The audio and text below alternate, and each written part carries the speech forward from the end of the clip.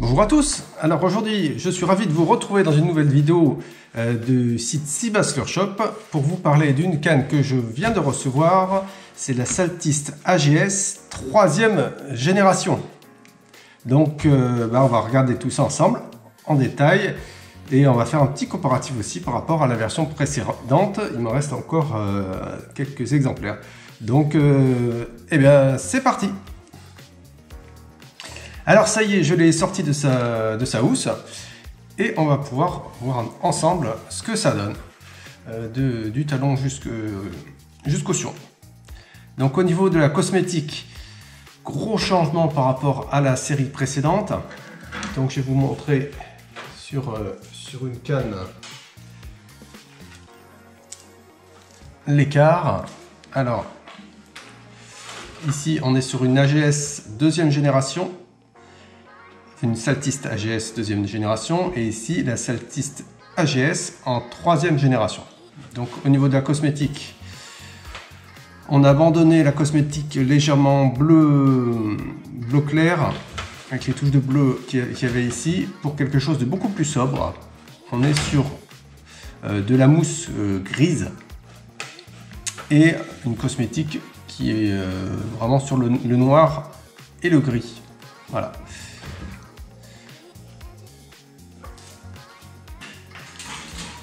Alors, donc, tout au bout, je vais mettre comme ça qu'on voit bien, on a un petit, le talon de ce type là avec une poignée en mousse, haute densité, là c'est à jouer, donc on voit le blanc, ici aussi on a une petite bague décor carbone et là un porte-moulinet. Alors c'est un porte-moulinet Air Sensor qui est là dessus comparativement à l'ancien qui était un Fuji. Voilà le petit marquage Saltist ici, c'est sympathique. Là on a un marquage, enfin des ligatures croisées argentées, c'est un petit décor assez sympa. Et ici le marquage de la canne, alors je vais tourner pour qu'on le voit mieux. Le marquage de la canne ici, c'est indiqué Seabass édition. Et après, je reviens comme ça. Après le blanc.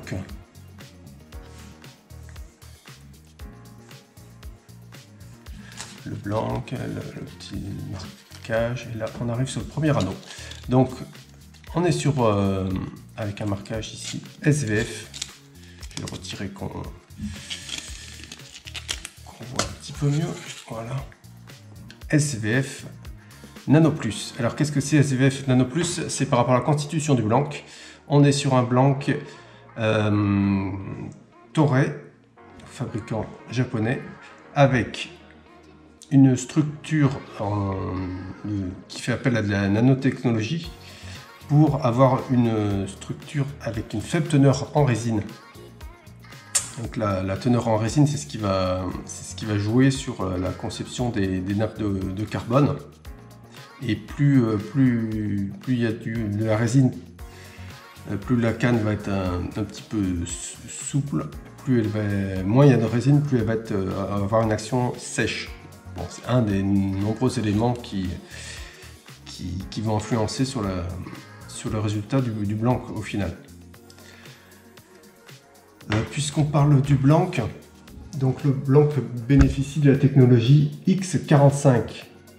De chez Daiwa. Donc cette technologie là, elle consiste à croiser des nappes de carbone à 45 degrés pour ça va avoir comme conséquence d'apporter beaucoup plus de rigidité au blanc, donc à la canne, pour un poids allégé, ce qui fait que sur ce type de canne, on a des cannes qui sont vraiment très légères et qui sont rigides.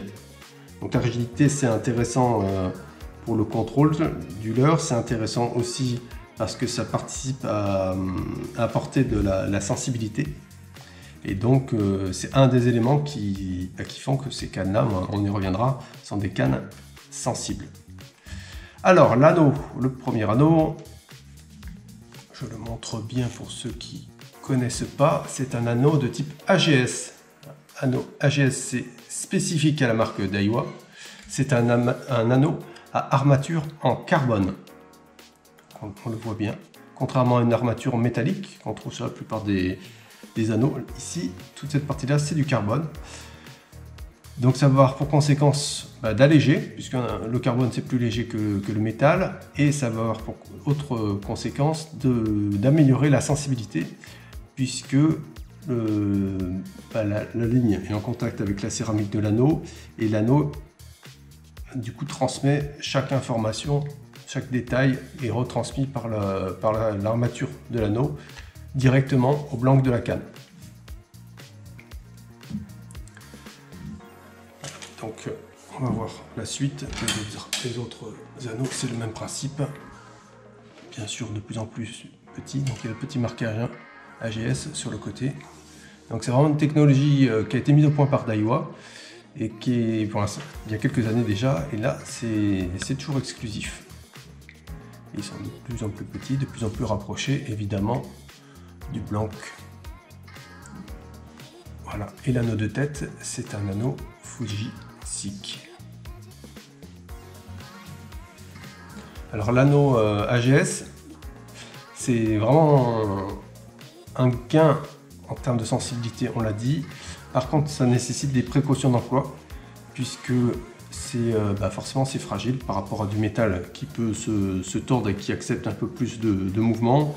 Là, il faut être soigneux avec son matériel. Donc ça convient bien pour quand on tient bien compte de ce paramètre-là, il n'y a pas de souci.